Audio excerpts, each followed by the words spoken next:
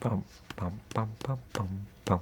Bum, bum, bum, bum. Bum, bum, bum. Dun, dun, dun. You can't go, It's got dan. You gotta go dan, dan, dun, dun, dun, dun. Ba-dum, bum. Bum, bum, bum, bum. Bum, bum, bum, bum.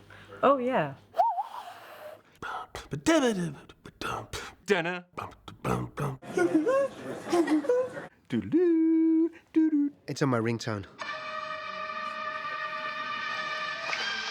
You have to love Lalo Schifrin's theme song. It's one of the best themes of all time. Lalo Schifrin, genius. I remember even as a kid, when you heard it, it gives you that feeling. I love that when a piece of music does that, and it inspires storytelling, and it's been fun in every single one to have the conversations with the composers. I invite their storytelling, like, what do you like about these kinds of movies, and what tone do you want to bring to it? You know, I met Tom, and pretty much the first thing he said to me after I was hired on the film was, I want retro. That's been in the forefront of my mind for pretty much the entire process of working on the score for this film, to sort of honor what Lalo Schifrin did for the TV show. I thought, I'll just go back to the source and use that as my point of departure.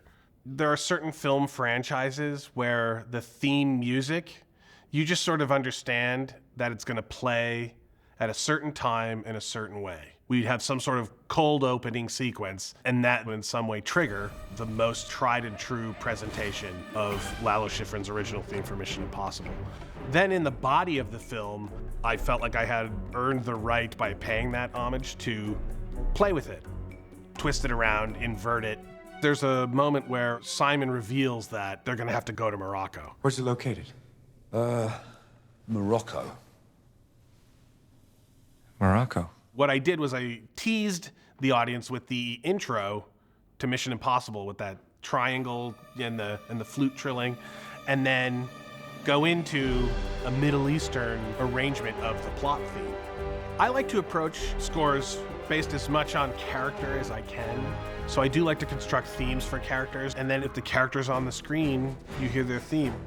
There's an action theme, and it ended up sort of being the theme for Ilsa and Ethan whenever they're doing something action-oriented together. So when they go through the fight in the dungeon, the subterranean chamber at the opening of the film, when they're running across the rooftop of the Opera House in Vienna, it's a fast piece, it's in an odd signature of 7/8, and that gives it sort of this off-balance feel, but it also gives us this really great drive. Pretty much anything you put over Simon Pegg's performance was automatically lightened a degree or two. Is it that time already? Okay. You had to tread this line with him because you didn't want it to feel like you're making fun of it or goofing on it. But you didn't want to then, when you cut away from him, have music that was so heavy and so serious that it felt herky-jerky or schizophrenic. The plot theme that Lalo Schifrin had created for the show, for me, became Benji's theme in the film. By the way, the plot, which is one of his other themes in it, is almost as good, which is one of the great. If you don't have it, you should download it. And this is a more sort of military theme. It's got drums, snare drums, and cymbals, but it's also got a sort of slightly quirky quality. And then I've written a theme for Sean Harris's character. It's almost serpentine in the way that the theme snakes around. It's in a bassoon, and it whittles its way through.